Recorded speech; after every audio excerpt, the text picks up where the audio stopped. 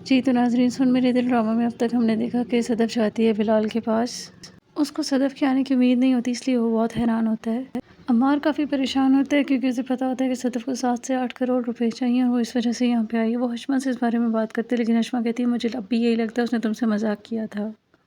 بلال وہ جو کانٹریکٹ اس نے اس کے لیے بنوایا ہوتا ہے اس پہ سائن کرتا ہے اور اس کو دکھاتا ہے، جس میں وہ سیلری پیکیج دیکھ کے پھر اسے کہتا ہے کہ کیا آپ اس سے سیٹسفائیڈ ہیں.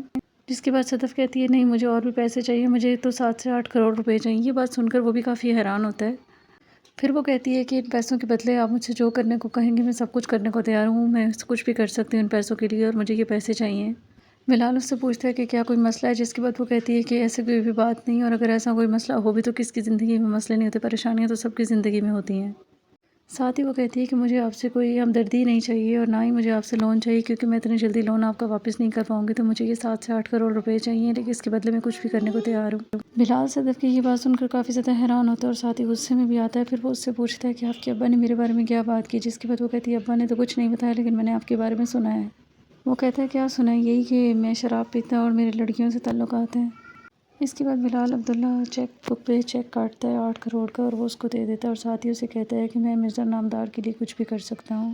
وہ پوچھتی ہے کہ اگر آپ انہیں دے ہی سکتے تھے تو یہ آپ نے انہیں ان کی زندگی میں کیوں نہیں دیا. جس کے بعد وہ کہتا ہے کہ مجھے اس بارے میں کچھ بھی نہیں پتا تھا اور نہ ہی انہوں نے کبھی مجھ سے پیسے مانگے، اور اگر مجھے پتا ہوتا کہ 8 کروڑ دے کر ان کی جان بچائی جا سکتی تو میں ایک لمحے کی بھی دیر نہ کرتا.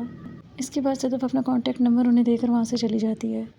وہ صدف کو روکتا ہے اور اس سے کہتا ہے کہ آپ صرف کل سے آفس جوائن کر لیں، اس کے علاوہ مجھے کچھ بھی نہیں چاہیے.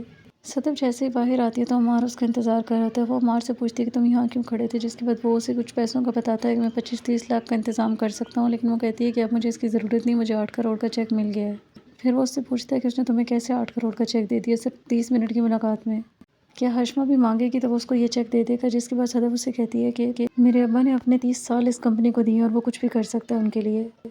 عمار جا کے یہی بات حشمہ کو بتاتا ہے، جس کے بعد حشمہ بھی پریشان ہو جاتی ہے. حشمہ اس سے کہتی ہے کہ مجھے صدف سے ذرا پتہ کرنے دو کہ آخر اسے کیوں اتنے پیسوں کی ضرورت ہے، ایسی کیا مجبوری ہے. جب صدف گھر جاتی ہے تو اس سے اس کی امی پوچھتی ہیں کہ آخر کون سی بات ہے جو تم مجھ سے چھپا رہی ہو. اس کے بعد وہ اپنی امی کو زاویار کے بارے میں بتا دیتی ہے کہ زاویار ٹھیک نہیں ہے.